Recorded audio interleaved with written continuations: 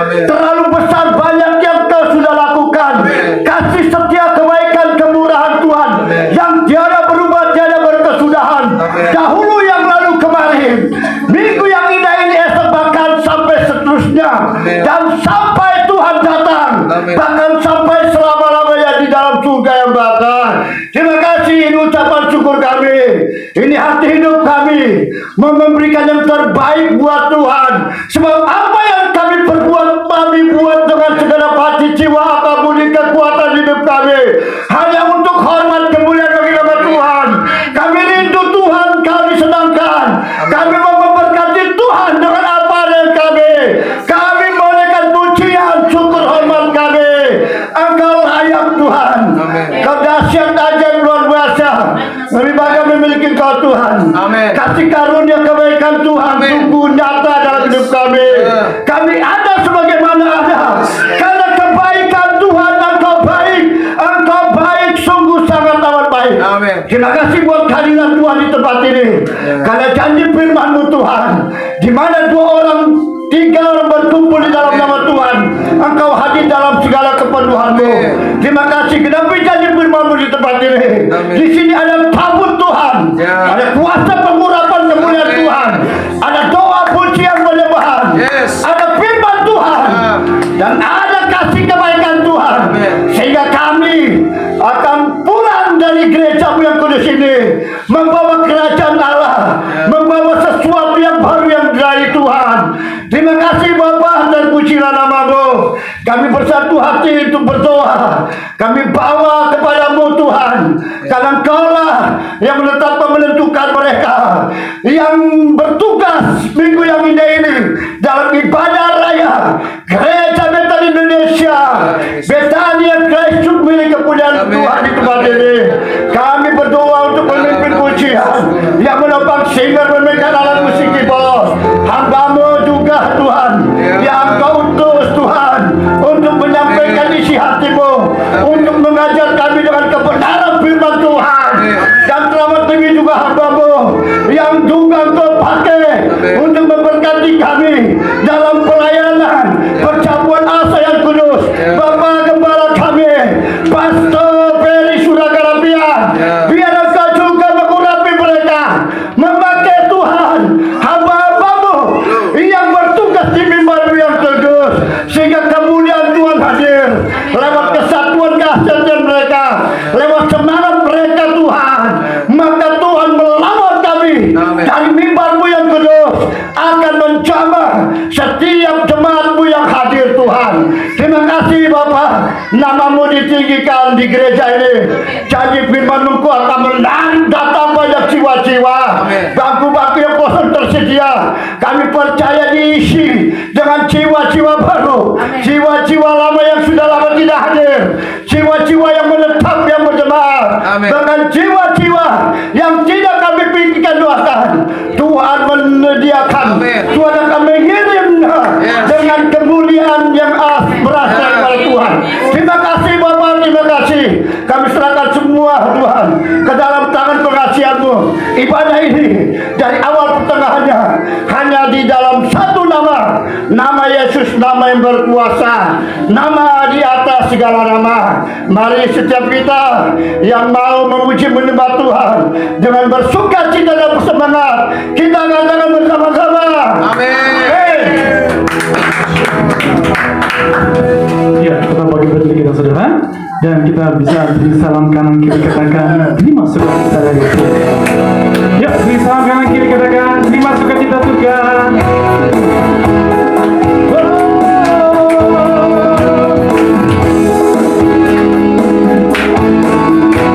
Sama-sama kita puji Tuhan. Katakan terima sukacita Tuhan, itulah kekuatan bagi jiwa. Dapat rasakan kasih-Nya di tengah badai yang bergelora. Terima sukacita Tuhan, itulah kekuatan bagi jiwa. Dapat saksikan kuasa-Nya, lakukan badai yang bergelora. Haleluya. Kau ada dalam hatiku, takkan patah semangatku, takkan hilang kekuatanmu. Haleluya. Ku mau bersorak pagi, katakan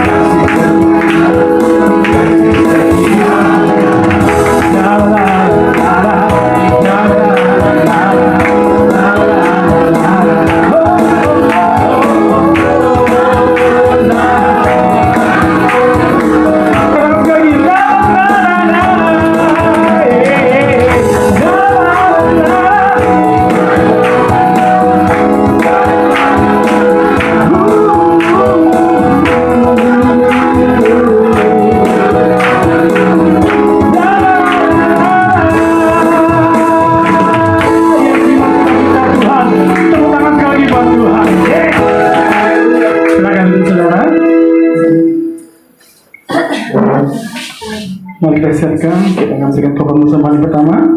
Dan sebelum memberi, kita akan berdoa. Bapa di surga, Bapa yang kami sembah dalam nama Tuhan Yesus Kristus. Terima kasih Tuhan buat kesempatan pada saat ini Tuhan kami boleh berkumpul memuji dan membesarkan nama Tuhan. Menaikkan ucapan syukur kami karena Kau terlalu baik dalam kehidupan kami.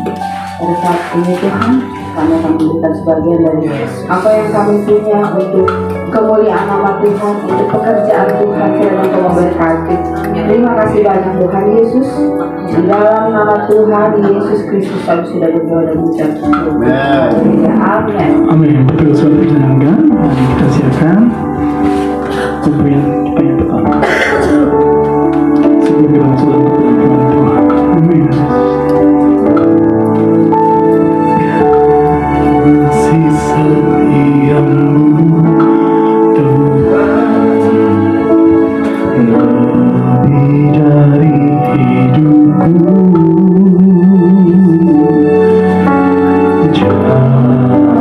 Jalan-jalanmu yang Tuhan terbaik bagiku.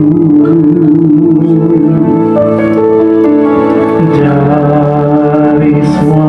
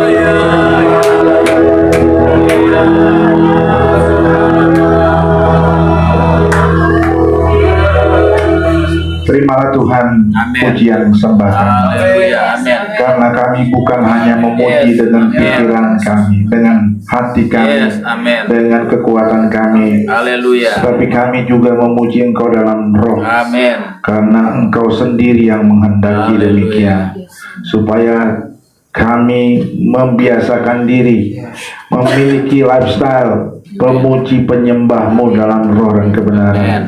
Karena itu yang Tuhan mau. Kami patahkan setiap keinginan yang mau mengatur Tuhan dalam pujian nama penyembahan Tuhan. Haleluya. menurut logikanya, menurut pemikirannya, tetapi yang kami mau, kami menyembah-Mu di dalam roh dan Amin. kebenaran. Haleluya. Karena itu yang berkenan kepada Tuhan. Tuhan Yesus, pada hari ini kami akan mendengarkan firman-Mu. Biarlah Tuhan berbicara kepada kami lewat firman-Mu. Yes, amin. Karena Tuhan kami adalah Tuhan yang berbicara. Berbicara langsung maupun berbicara lewat hamba-hamba-Mu. Urapi hamba Amin. menyampaikan kebenaran firman-Mu. Haleluya. Biarlah hati dan pikiran kami tunduk kepada firman-Mu, dan kami konsentrasi untuk mendengarkan firman-Mu. Amin. Terima kasih Bapa, terima kasih Yesus. Segala kuasa jahat, kuasa iblis kami katakan kami tolak keluar dari Dalam nama tempat Tuhan ini. Yesus. Engkau tutup bungkus kami dengan kuat kuasa-Mu, malaikat-Mu berkemah di sekeliling kami sebagai orang percaya. Terima kasih Bapa, bukakan rahasia kebenaran firman-Mu di dalam nama Tuhan Yesus. Amin. Lalu saudara-saudara silakan duduk.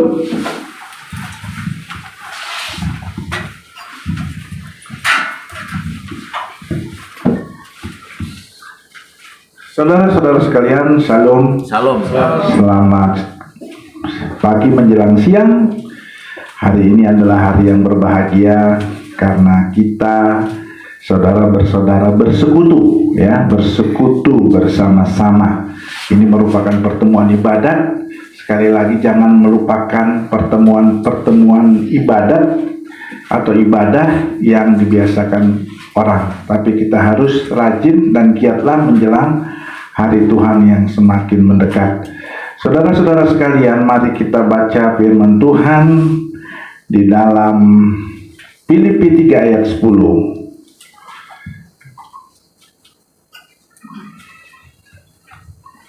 Kita bangkit berdiri, sama-sama kita membacakan satu ayat ini, karena ini masih dalam suasana hari Jumat Agung dan hari kematian Tuhan maupun hari kebangkitannya. Kemarin saya di Ancol menceritakan tentang satu hal dari ayat ini. Nah, nanti saya akan genapi untuk ayat kata-kata di setelah akhir di ayat ini. Mari kita sama-sama membacakan Filipi 3 ayat 10. 1, 2, 3. Yang ku kehendaki ialah mengenal Dia dan kuasa kebangkitannya dan persekutuan dalam penderitaannya, di mana aku menjadi serupa dengan Dia dalam kematiannya. Amin. Silakan duduk saudara-saudara sekalian. Jadi yang saya khotbahkan kemarin di Ancol adalah tentang mengikuti persekutuan penderitaan Kristus, di mana kita serupa dengan Dia dalam kematiannya. Jadi kita harus 3 hal ini yang saya mau tekankan. Mengenal Dia pribadinya, ya. Jangan hanya mengenal penderitaannya, bersekutu dengan Dia dalam penderitaannya, atau jangan hanya mengenal kuasa kebangkitannya. Kita harus mengenal penderitaannya. Ibarat jangan cuma suka berkatnya, tapi pribadinya, ya. Karena Dia suatu pribadi yang hidup kekal, dari kekal hingga kekal. Kalau kita dari tidak kekal akan menjadi kekal. Tetapi kita harus mengenal pribadinya dan apa yang dimilikinya, ya, apa yang dialaminya. Itu merupakan teladan bagi kita. Amin, saudara. Amin. Ya, kalau kemarin di Ancol kita ibadah padang, istilahnya di alam terbuka, kita belajar tentang kematiannya. Sekarang saya akan membahas tentang kuasa kebangkitannya. Ya, jadi kita jangan masuk ke dalam ekstrim kiri. Kalau kehidupanmu tidak seperti Rasul Paulus, berarti engkau tidak menjadi Kristen sejati. Jadi pola hidup Rasul Paulus penuh kekurangan ya. Kalau kita baca banyak penderitaan kekurangan. Jadi kita pun semua harus disamakan seperti Paulus. Padahal kita tahu sebagai orang percaya kita panggilan pelayannya beda-beda ya. Rasul Paulus sebagai rasul ya, sebagai hamba yang diutus untuk penginjilan ya. Dan di dalam proses penginjilan Yesus menekankan bahwa cukup pakai baju saja, tidak perlu bawa jubah, cukup pakai satu tongkat dan sebagainya. Itu menggambarkan bahwa pelayanan itu tidak didasari dengan modal yang seharusnya ada, tetapi kita melihat itu bukan sesuatu yang harus menjadi milik kita semua. Kalau kehidupan kita harus seperti Paulus penuh kekurangan, bagaimana? Itu kan tentu tidak masuk akal, ya enggak? Jadi kita melihat bahwa kalau kita melihat Rasul Paulus dari sisi kekurangan, berarti kita hidup di dalam lembah kekelaman terus. Padahal kehidupan kita ada padang yang berumput hijau, ada air yang tenang, ya. Nah ini, jadi itu jelas ajaran sesat, ya. Sekarang kita lagi didengung-dengungkan Kristen progresif. Ya, kalau Habib aja bisa udah baik begini masuk neraka, masa tega sih Tuhan begitu? Udah. Ini apa bilang? Ini manusia yang mau ngatur Tuhan, bukan Tuhan yang mau ngatur kita. Ya udah nggak mungkin lah. Biar juga kan Yesus juga sudah menyatakan jalan-jalannya. Nggak mungkin kita tanpa Yesus bisa selamat. Apapun perbaikan kita. Perbaikan kita itu seperti kain apa? Kirmisi. Bukan kain kirmisi, kain kotor, kain yang najis. Sebaik apapun perbuatanmu, engkau seperti itu. Hanya Yesus saja yang bisa menyelamatkan kita lewat pengorbanannya di kayu salib. Jadi itu Kristen progresif itu udah jelas menyalahi firman. Itu ajaran sesat. Kita jangan ikuti, ya. Pokoknya hanya lewat Yesus. Ya, banyak jalan menuju Roma, tetapi satu jalan menuju surga, yaitu lewat Yesus. Nggak kompromi. Kamu jangan atur ajaran Tuhan itu menjadi pikiranmu. Ya kasihan dong. Tuhan lebih tahu dan Tuhan lebih kasihan kepada kita semua. Tapi harus ada rambu-rambunya. Amin. Nah, jadi kita berbicara tentang kuasa kebangkitannya, itu berbicara tentang kuasa, the power of God. Alkitab menyatakan bahwa kuasa itu ada pada kita, ya. Kuasa itu ada pada kita. Jadi kalau kita memandang engkau diutus sebagai domba di tengah-tengah serigala, itu menggambarkan juga mengenal penderitaannya, melihat pihak-pihak musuh memandang lemahnya kita. Tetapi di satu sisi, engkau harus melihat kamu bukan cuma domba sembarang domba. Kamu ada domba yang punya kuasa. Amin. Makanya Injil itu berkata bahwa Injil itu kekuatan Allah, the power of God, bisa memindahkan kita dari alam maut menjadi hidup yang kekal. Amin. Tetapi di satu sisi juga kita harus melihat bahwa kuasa itu ada pada Tuhan Yesus, ya. Hanya ada satu nama di bawah kolong langit ini yang olehnya kita diselamatkan, hanya lewat Yesus. Makanya di dalam Matius 28 ayat 9 dan 20 dikatakan apa? Kepadaku telah diberi kuasa, ya. Jadi karena itu beritakan Injil. Nah, untuk ekstrim kanan satu lagi berkata di Matius 28 itu kan tidak berbicara mukjizat, tidak berbicara kuasa. Yesus yang berkuasa. Makanya kalau Kristen-Kristen yang ortodoks, Kristen-Kristen yang Kristen gereja-gereja tua itu bilang, ya Yesus saja pokoknya, Yesus saja, tapi tidak tahu bahwa Tuhan ada fungsi pendelegasian, ya. Makanya kita juga bingung kalau kita lihat di Matius 8, Tuhan punya kuasa karena itu pergilah. Tetapi baca di Matius 16. Saudara baca kembali Matius 16. Salah seorang membacakannya Matius 16. Bukan Matius, Markus 16, sorry. Saya salah menyebutkan, tapi maksud saya Markus 16.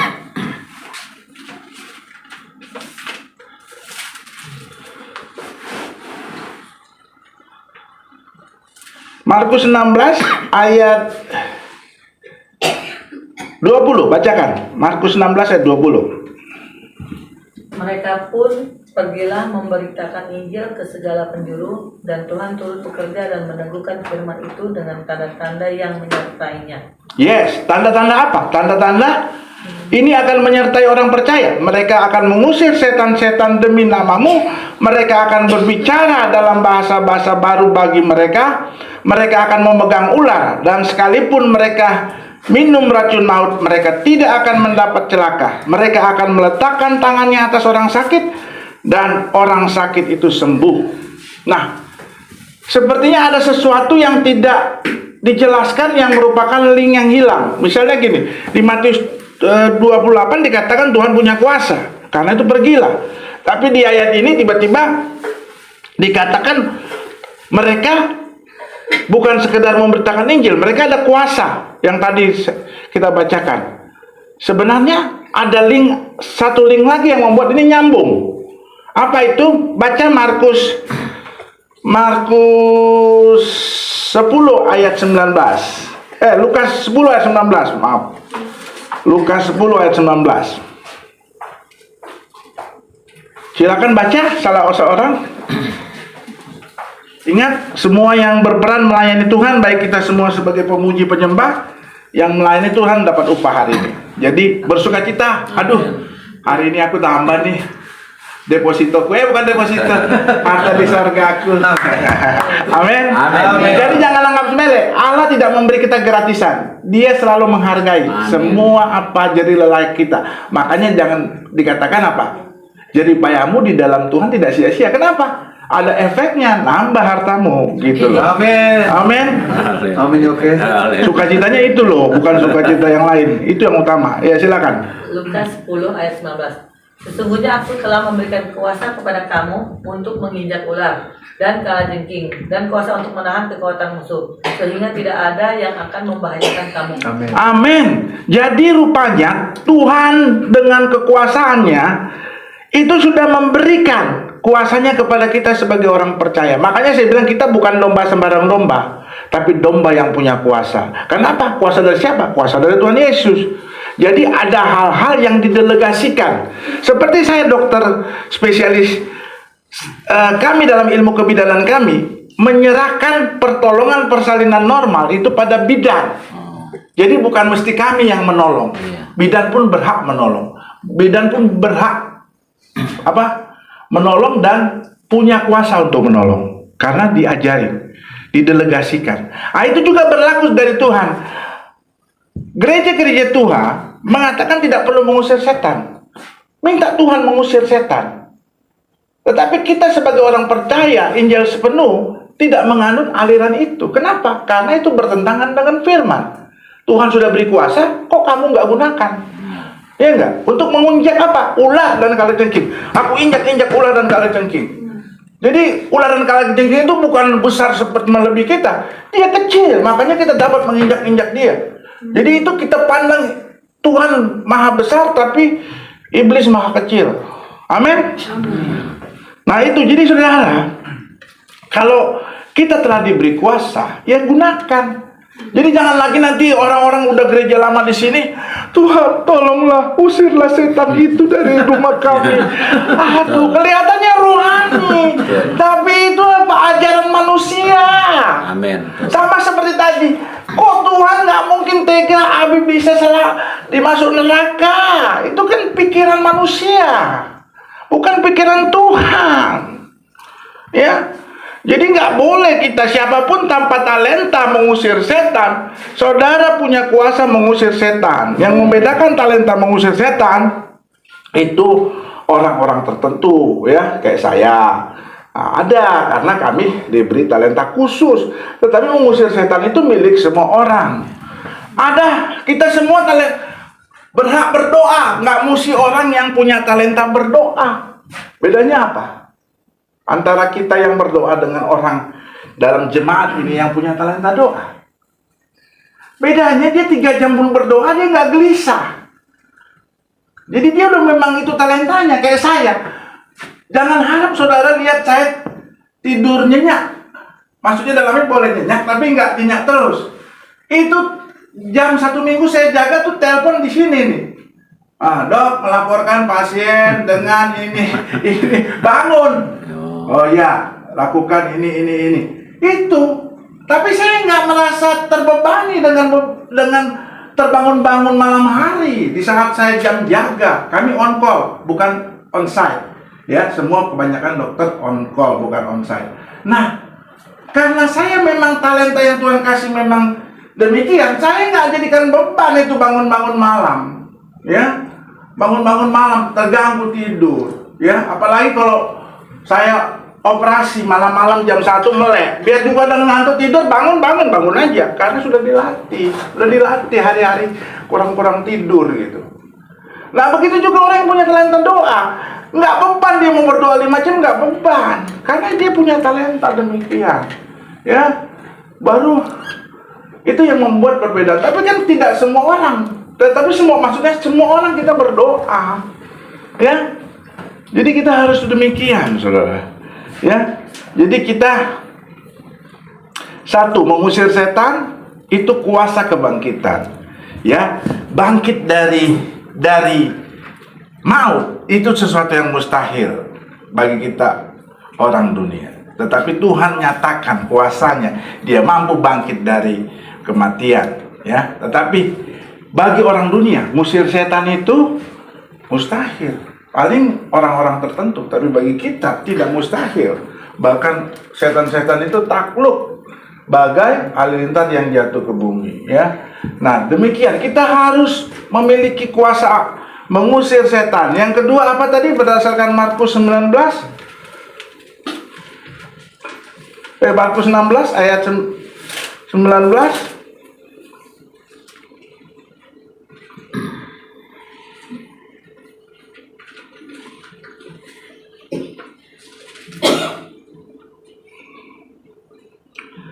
Ya, pengusir setan. Jadi gunakan itu kuasa mengusir setan untuk semua anak-anak Tuhan.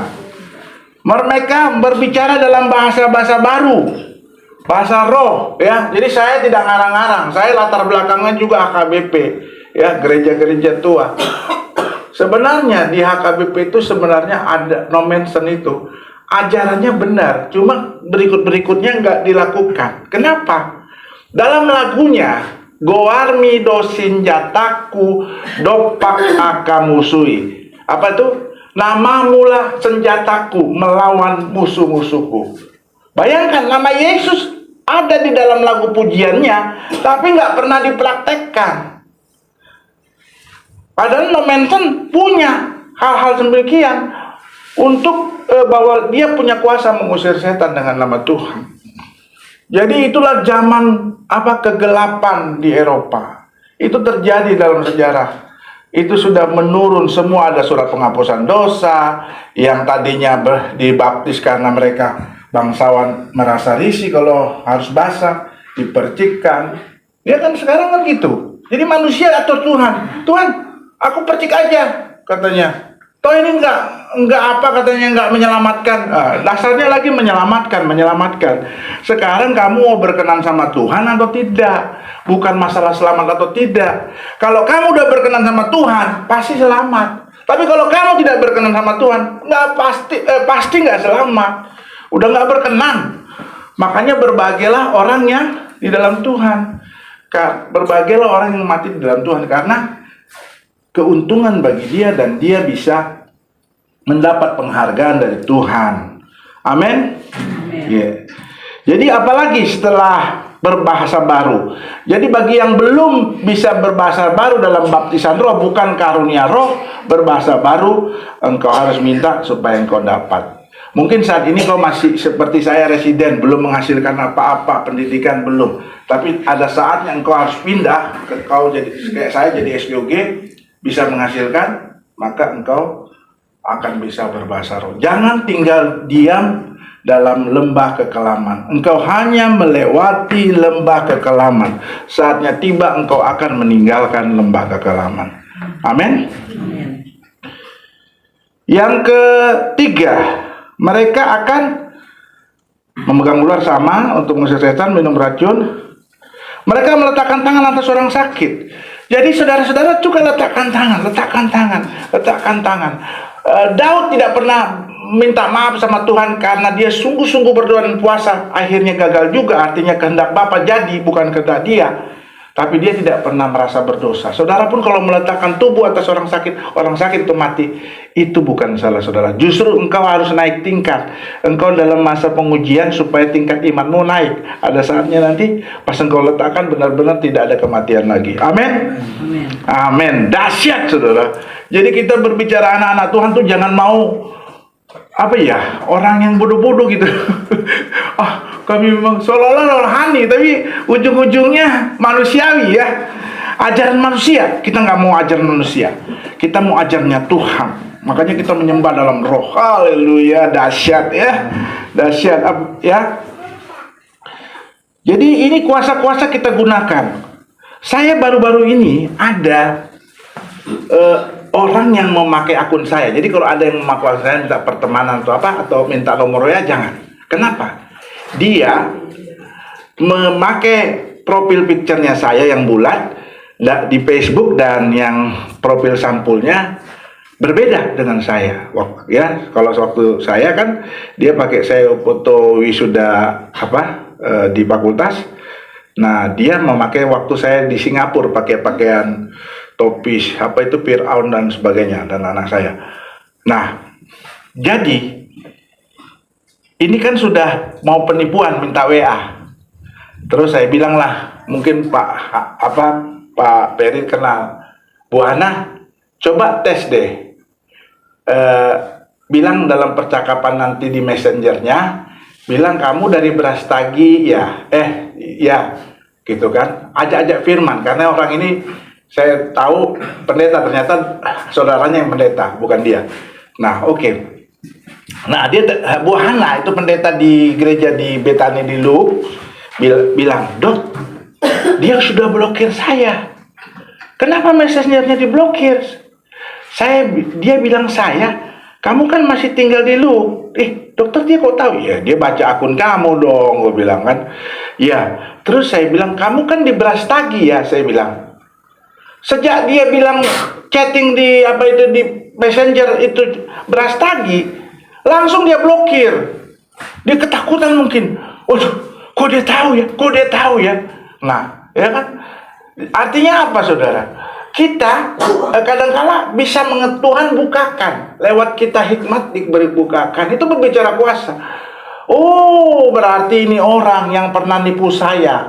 Karena waktu saya mau ke Silangit lalu, saya minta dia tolong karena saudara pasien saya. Akhirnya dia nggak jadi menolong saya, dia tipu daya lah. Akhirnya saya sewa lain bukan dari dia. Nah, rupanya ini orang nggak tahu malu, udah ngambil duit saya 500.000 karena dia tidak kembalikan uang DP-nya. Dia coba lagi mau utak-atik Facebook saya. Tapi karena timbul di hati, kayak diintimidasi. Nanti kalau kau dibunuh, dia ini apa-apa, dia ini mungkin psikopat sebagainya. Kita jadi takut. Oh, langsung saya. Ini kan intimidasi, ya. Kayak adik saya, "Bang, tolong doain saya, Bang." "Kenapa?" "Aku diintimidasi, Bang. Aku sepertinya kalau dibilang begini, Bang. Aku mau bunuh diri, Bang." Langsung saya sikat. Ingat ya, kemarin kita berbicara tentang penderitaan Kristus. Kita bersekutu dalam penderitaan Kristus. Ingat, ada 4 pokok doa untuk musuh. Ini kan musuh. Kenapa musuh? Karena dia berbuat jahat sama saya. Musuh satu, ampuni. Doa musuh, ampuni. Yang kedua, berkati. Yang ketiga, insafkan akan dosa, kebenaran, dan penghakiman supaya dia bertobat masuk surga. Yang keempat, doa musuh ada apa? Doa musuh adalah ikat patahkan kuasa jahat yang ada padanya. Wah, ini intimidasinya ini bukan kelihatan, tapi dia mulai takut saya. Kalau saya psikopat, saya gini kamu, saya matikan kamu. Wah, langsung kita nggak boleh diam, karena kita punya kuasa sebagai anak-anak Tuhan. Kamu diberi kuasa kalau kamu menerimanya, kuasa. Ya, kamu menerima kuasa kalau Roh Kudus turun atas kamu. Kuasa, the power of God. Kalau kuasa dibiarkan diam, apa gunanya Tuhan kasih kuasa? Apa gunanya? Gunakan. Wah, langsung saya ikat intimidasi yang tidak menakut-nakuti saya. Hidup saya dalam tangan Tuhan. Makanya Pak Gembala itu benar. Kalau engkau belum dipanggil mati, tolak itu intimidasi kematian dalam nama Yesus. Amin. Amin. Dahsyat. Jadi jangan aku memang mati. Kalau santet kan maunya mati. Enak aja loh. Mau bikin gua mati. Gitu. Hari ini gertak, ikat patahkan, tolak keluar. Jadi nggak berkuasa. Dia mau intimidasi saya dengan teror. Itu kan teroris, itu kan teror. Nah itu juga kita nggak boleh. Kita berbicara kuasa melawan setan, tidak melihat situasi. Oh mungkin jangan saya lawan setan ya, karena saya ini dalam masa lembah kekelaman. Nggak bisa. Dalam lembah kekelaman maupun dalam kuasa kebangkitan atau rumput yang hijau, air yang tenang, engkau harus tetap lawan setan. Kepada musuhmu engkau tidak boleh membalas jahat dengan jahat, caci maki dengan caci maki. Mengapa waktu kau bilang botak kamu, rambut melebat. Maksudnya jelek kamu cantik dan ganteng. Harus dibalas, ya, jangan diam, ya. Kamu bego, kamu pintar. Ya jangan diam. Tuhan mau suruh kita balas dengan kebaikan. Amin. Amin. Iya. Jadi kita nggak boleh kecil hati, tapi rendah hati. Ya, tapi tetap penuh berkat. Ya, demikian saudara. Jadi kita melihat peristiwa ini, kita patahkan dan kemenangan. Patahkan. Jadi seringkali iblis nakutkan, nanti kau mati, enak aja, umurku dalam tangan Tuhan. Engkau tidak berhak mengambil umurku, karena aku miliknya Tuhan. Aku bukan tanpa pemilik. Lawan dulu orang kuat yang ada padaku, yaitu Yesus. Baru kau bisa ambil nyawaku. Nggak sembarangan saudara. Jangan mau saudara intimidasi ya. Jangan kalah. Waduh, kalau punya kuasa kalah itu namanya keterlaluan. Katanya kalau saudara masih mudah berbuat nakal atau jahat, itu dalam upaya mencari jati diri. Tetapi kalau engkau sudah tua, mau engkau jahat, itu kamu tidak tahu diri, bukan mencari jati diri lagi. Jadi ada masanya orang-orang jahat di masa muda harus tobat di masa tuannya. Amin saudara. Jangan lagi tidak tahu diri, bukan mencari jati diri lagi. Udah tua mencari jati diri mulu. Kapan tuanya dong? Ya. Saudara-saudara dalam nama Yesus, ini berbicara kuasa kebangkitan itu sungguh luar biasa.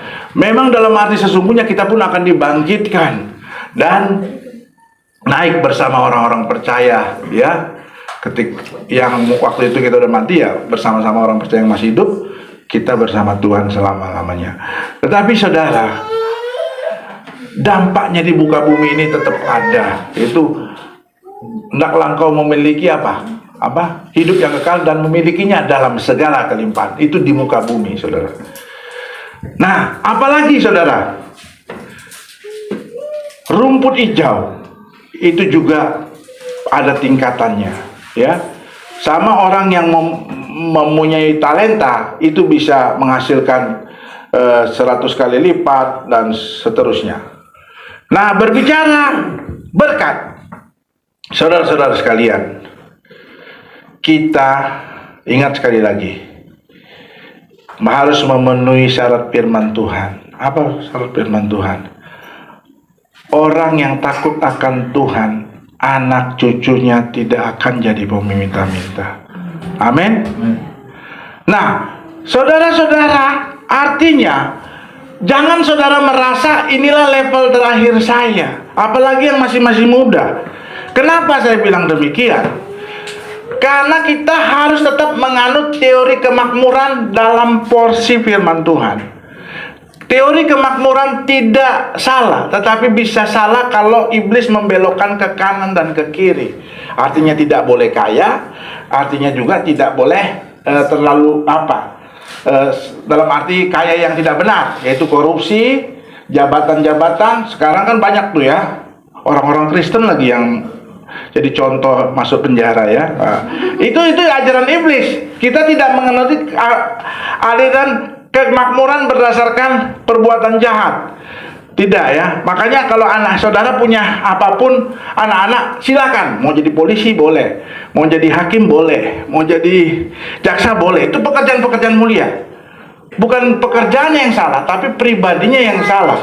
Sehingga menggunakan pekerjaan itu untuk korupsi, untuk memeras orang, untuk memeras orang-orang yang korupsi. Siapa orang-orang yang untuk memeras orang-orang korupsi?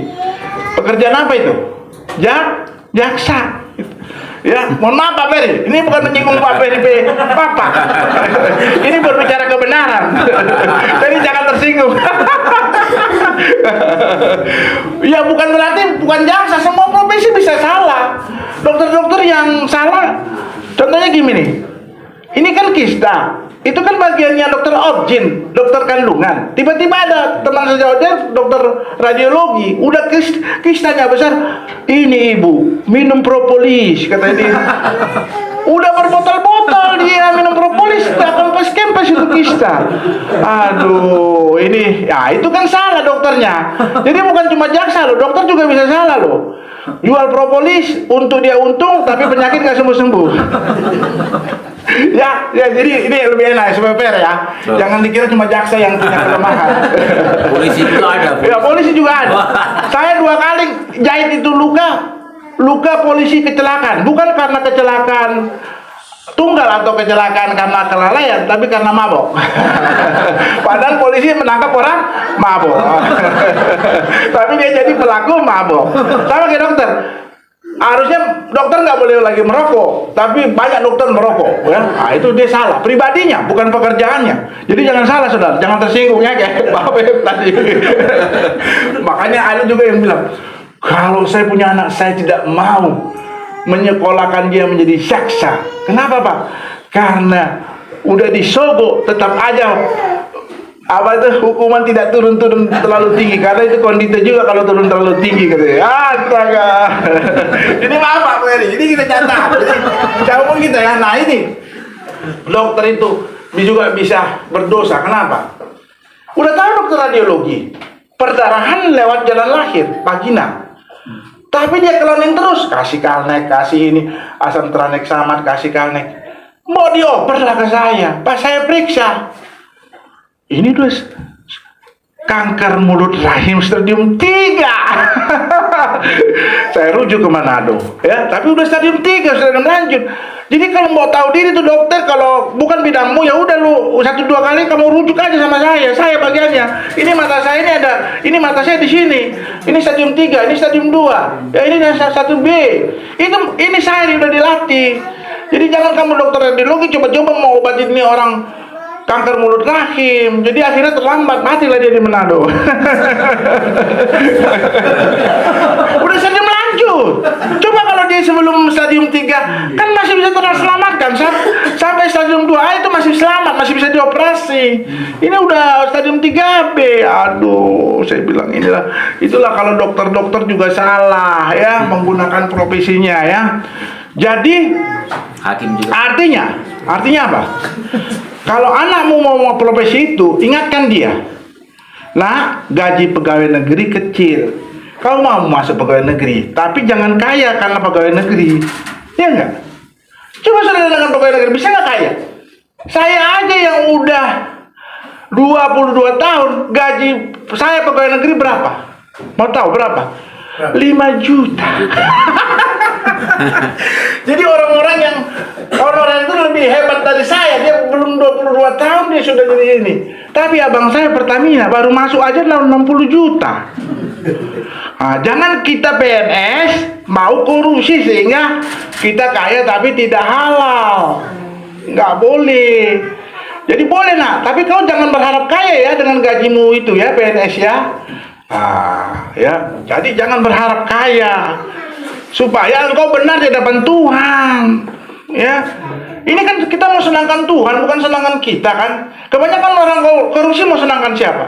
Pribadi dan keluarga kan, supaya bisa menikmati Lexus. Tapi caranya nggak benar, udah itu sombong lagi dia. Itu nggak boleh, saudara. Dokter juga jangan sombong juga ya. Saya 3 kabupaten saya layani, saya tidak pernah sombong. Wah, kalau nggak ada saya mati kau semua. Ya nggak boleh, itu nggak boleh, saudara. Jadi kita harus punya prinsip. Seorang meningkatkan kesejahteraannya, berbicara tentang kuasa kebangkitan, engkau harus apa? Bekerja yang halal, bukan yang hasil korupsi, hasil memeras orang, hasil copet orang. Nah, setelah itu engkau harus punya tahapan, ya. Kalau saya tadi pegawai negeri ya tetap ya kecil, tapi saya bangga juga di pegawai negeri ya, karena saya nggak bukan di PHK ya. Kalau pegawai swasta masih mungkin itu. Nah, saya oh ya dokter umum saya penghasilan segini. Saya harus meningkatkan pendapatan lewat profesi saya atau lewat bisnis. Cuma 2 jalannya, lewat profesi saya atau bisnis. Itu jangan berbicara warisan ya. Ini kan pekerjaan, menghasilkan. Orang yang punya Pajero dengan hasil keringat itu beda dengan orang Pajero karena warisan atau karena pemberian ya. Beda ya. Ibu-ibu kalau dikasih mencari duit bisa, tapi kalau dikasih anak duit beda rasanya kan? Beda kan? Beda rasa. Nah itu. Nah, oh iya dokter umum, saya harus meningkatkan kesejahteraan. Saya sekolah. Jadi ada masanya memang kita belum terwujud itu kekayaan yang meningkat, belum terwujud. Karena ketika saya sekolah, saya tidak menghasilkan, saya tidak bekerja, cuma dapat gaji pokok. Yang kedua, masa-masa itu dimungkinkan benar setelah saya menjadi spesialis. Tadinya tunjangan saya, tunjangan daerah ya, bukan gaji sama di seluruh daerah. Gaji dokter umum cuma 2 juta, tiba-tiba jadi 15 juta. Itu kan sudah beda karena profesi saya sebagai SPOG. Dulu saya dokter umum nggak banyak pasien saya, cuma ya segitu-gitu aja. Ya cukup-cukup makan lah. Terus sekarang setelah spesialis ya datang. Nggak saya cari. Jadi bukan saya cari pasien-pasien yang cari saya, karena keahlian saya. Tapi kan itu perlu proses waktu. Di saat itulah saya belum mewujudkan naiknya peningkatan penghasilan. Saudara pun harus berpikir demikian. Apa profesi saya yang perlu saya tingkatkan yang bisa menambah kesejahteraan saya? Itu harus saudara pikirkan. Rezeki nggak kemana-mana, betul itu dari Tuhan. Tapi kalau engkau tidak kemana-mana, engkau tidak ada rezeki. Kalau saya dari desa Toili sana, saya tidak mau meninggalkan untuk tes di Semarang, ya nggak bakal saya jadi spesialis. Kalau saya di masa-masa kekelaman diancam, kau saya keluarkan kalau ternyata dokter itu tidak menyuruh demikian, saya tidak tunduk, tidak berusaha untuk rendah diri, mengaku salah, maka saya tidak terjadi. Jadi ada proses itu pun ada kegagalan kalau engkau salah jalan. Ikuti proses itu. Jangan saudara istri saya bilang, udah keluar aja, aku ditekan sama pembimbing aku, kata, wah dosen-dosen jangan kamu kira ya, banyak di UI sekarang tuh, banyak yang DO, keponakan saya DO. Karena apa? Jangan keras, rendah hati, biar disiksa, biar dia apa, maksudnya bukan yang hal di jinain enggak ya, tapi kalau itu oke, menundukkan diri. Akhirnya proses itu dilalui, akhirnya naik level, next level. Oh iya, dokter spesialis. Nah, akhirnya menghasilkan, ya, pindah ke Jakarta. Juga ada proses. Saya nggak bisa dulu punya banyak pasien, perlu akhirnya mulai dokter satu mati, saya gantikan. Jadi jam kerja banyak. Jadi itu ada proses. Itu kita menghargai. Jangan kita hakimi dalam proses ini. Engkau, kamu nggak sesuai dengan firman Tuhan. Tapi engkau harus ikuti prosesnya juga. Bukan sekedar engkau tidak dihakimi, tetapi engkau juga harus ikut prosesnya. Saudara, biasakan anak-anak saudara dilatih untuk demikian, supaya anak-anak saudara nanti berkembang, ya. Bapak saya SMEA, mama saya SKP, tapi Dr. Luhut sudah subspesialis Obgynsos dan S3 Balok, ya. Itu yang dipakai di profil picture. Nah setelah itu saya apa lagi? Ambil lagi gelar FICS, ambil lagi apa gelar Pisqua, ya. Jadi itu bukan membuat kesombongan, tidak, tapi lewat profesi saya menghasilkan sebagai auditor maternal perinatal atau ibu dan bayi, sebagai surveyor rumah sakit untuk mengkoreksi rumah sakit. Itu keilmuan dipakai sehingga menghasilkan. Ya, saudara pun demikian. Apapun profesi saudara, nggak mesti dokter. Ini saya contohkan diri saya. Itu saudara gambarkan dalam profesi masing-masing saudara, supaya saudara menghasilkan. Ada banyak tidak terjadi karena kemalasan saudara untuk memperbaiki profesi saudara atau kerja saudara, sehingga saudara tidak mendapatkan janji-janji Tuhan. Ya, amin. Aku bilang sama Gracia, engkau naik bukan turun anakku, maksudnya kepala bukan ekor. Tapi aku nggak diam. Kamu harus rajin dong. Papamu aja udah tua-tua begini masih sekolah. Kamu sekolah. Gitu kan. Mamanya disuruh sekolah nggak mau. Nggak udah Pak. Padahal pintar dia. Kalau sampai yang waktu tim masuk PNS dia ke Jakarta, dia itu sudah gila banget Bu katanya.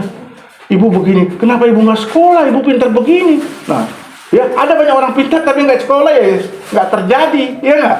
Padahal dia punya talenta sampai itu dokter psikolog geleng-geleng dia deret ukur mantap, deret membayangkan perubahan bangunan mantap. Wes hebat ini. Kenapa ibu nggak sekolah katanya? Ya, nah itu artinya apa? Nggak terjadi karena malas, nggak mau nggak guna itu nggak boleh. Saudara harus mewujudkan sebagai anak-anak Tuhan dalam kuasa kebangkitan. Saudara harus meningkat. Amen. Tidak mesti harus satu hari ini, tapi ada prosesnya. Dan akhirnya saudara melihat, oh Tuhan itu hebat. Ternyata memang saya sebagai anak-anak Tuhan punya kuasa kebangkitan untuk menghasilkan lebih banyak, ya. Menghasilkan dengan cara yang halal, bukan cara korupsi, ya. Jangan. Dengan cara memeras, dengan cara menipu, ya. Itu kita nggak anut itu. Itu adalah ekstrim kanan kebablasan, ya. Kita pakai di tengah-tengah, tidak menyimpang ke kiri dan kanan. Kita maju mewujudkan kuasa kebangkitan. Jadi kita bilang, bukan seperti orang yang buta. Bintang kecil katanya di langit yang biru, katanya amat banyak katanya.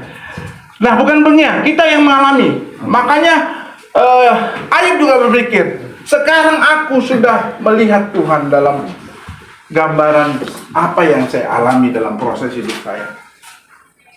Amin, saudara. Amin. Saya minta tidak tersinggung, ya, profesi yang disinggung, karena kita ini bukan semua profesi mulia, tapi kita harus punya kekuatan merasakan kuasa kebangkitan Tuhan.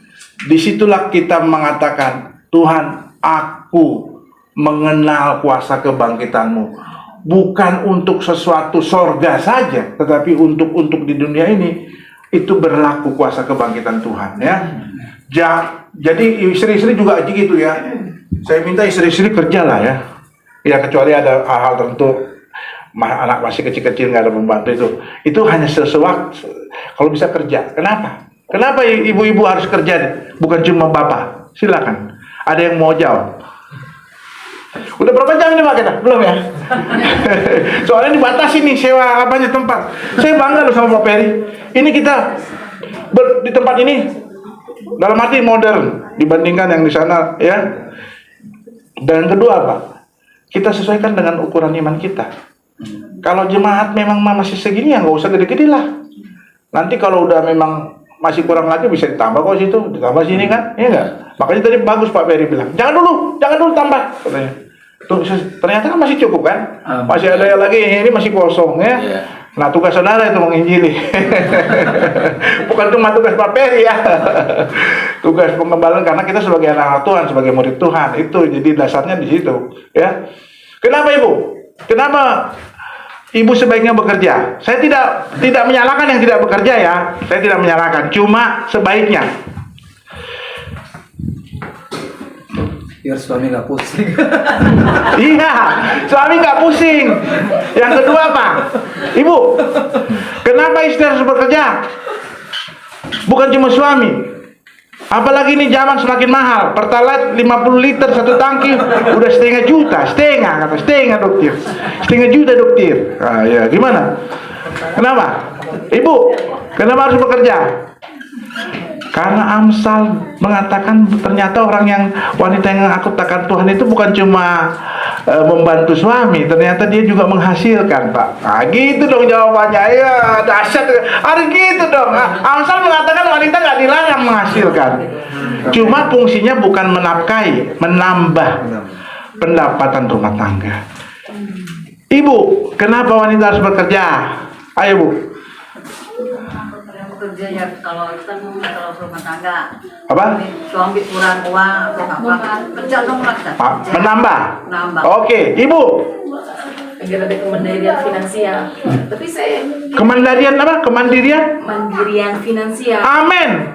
Kenapa itu kemandirian finansial? Karena sewaktu-waktu kalau suami kalau nggak diambil kuntilanak, Iya. tetap ada. Good. Makanya bagus. Benar. Kalau kita bekerja, apa bilang? Kita bekerja.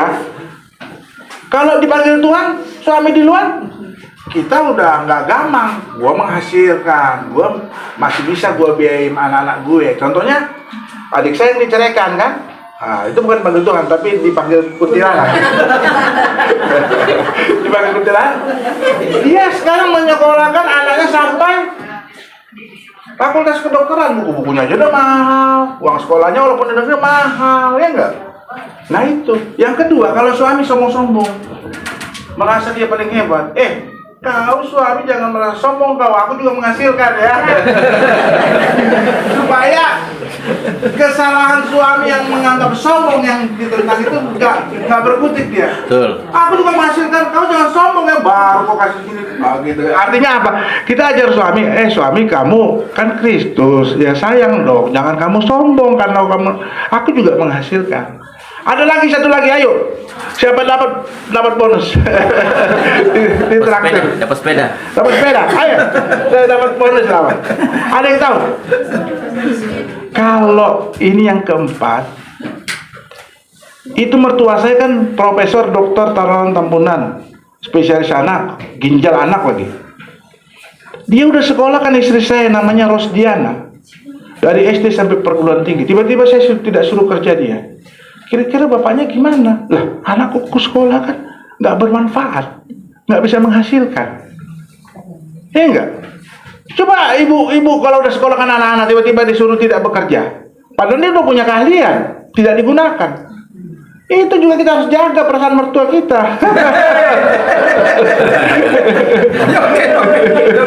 Iya. Kena dia. Iya kan? Iya, kita tuh harus menghargai dia. Terus istri kalau dia tidak bekerja kebanyakan nanti banyak ngomong apa susupo katanya kan. Kalau di susupo itu gosip. Kalau di susupo lebih cepat dari Suzuki, kata lari-larinya motor Suzuki. Nah itu. Jadi baru bisa stres. Kita nggak kerja stres kan? Aduh stres. Cuma diam di rumah, diam paling bersihkan, bosan juga bersihkan. Jadi itu ya saudara. Jadi sebaiknya istri bekerja. Yang udah kasep ya nggak usah lah. Udah kasep ya apa artinya udah nggak bisa lagi kan? Mungkin mau masuk kerja PNS sudah nggak bisa, paling bisnis ya. Ya udah, tetapi tolong didik anak-anak kita, anak perempuan pun bekerja. Kenapa saya bilang gitu? Lah, bidan-bidan saya tuh berumah tangga semua, ada cuma 1-2 yang gadis. Itu kerja dia, menghasilkan.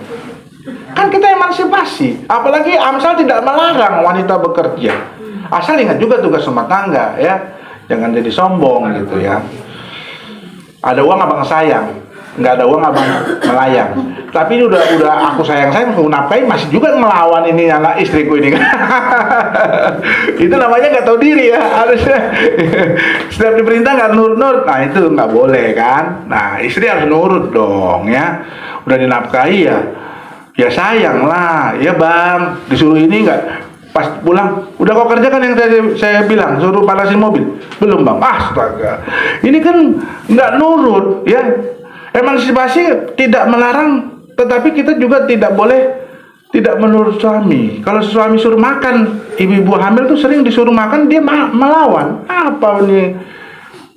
Abang ini apa ini kok suruh-suruh aku makan? Lebih galak dia. Padahal ini anak mereka kan. Kongsi ya. Kongsi.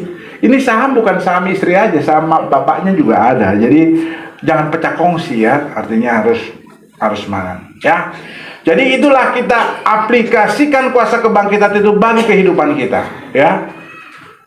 Terus kita berjuang, gunakan kuasa-kuasa supranatural yang dari Tuhan, tapi gunakan juga hal-hal yang alami, yang manusiawi di muka bumi untuk kita meningkat ya. Tidak salah orang kaya yang kaya dengan perbuatan haram ya, itu yang salah. Jadi jangan sekali lagi punya konsep, oh orang Kristen nggak boleh kaya.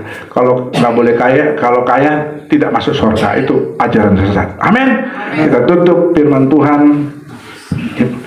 Kita menyanyikan, karena bagiku hidup adalah Kristus. Sebab bagiku hidup adalah Kristus. Sebab bagiku hidup adalah Kristus. Sebab bagiku hidup adalah Kristus, dan kematianku untuk. Sebab bagiku hidup adalah Kristus. Amin Tuhan. Kami mau hidup bagi Tuhan. Adalah Kristus. Sebab bagiku hidup adalah Kristus. Sebab bagiku hidup adalah Kristus, dan kematianku untuk. Tuhan, Kau sudah berbicara lewat hamba-Mu. Berbicaralah terus Tuhan kepada mereka tentang kuasa kebangkitan, supaya kami menjadi pelaku-pelaku firman dan bukan hanya pendengar. Tuhan, bukakan talenta-talenta mereka yang tertutup menjadi terbuka, dan yang tadinya ada menjadi bertambah, baik dalam jumlah maupun dalam jenisnya. Tuhan, bukakan umat-Mu di tempat ini. Kuasa kebangkitan lewat talenta-talenta yang ada. Talenta yang Tuhan kasih ditambahkan, dibukakan menjadi ada.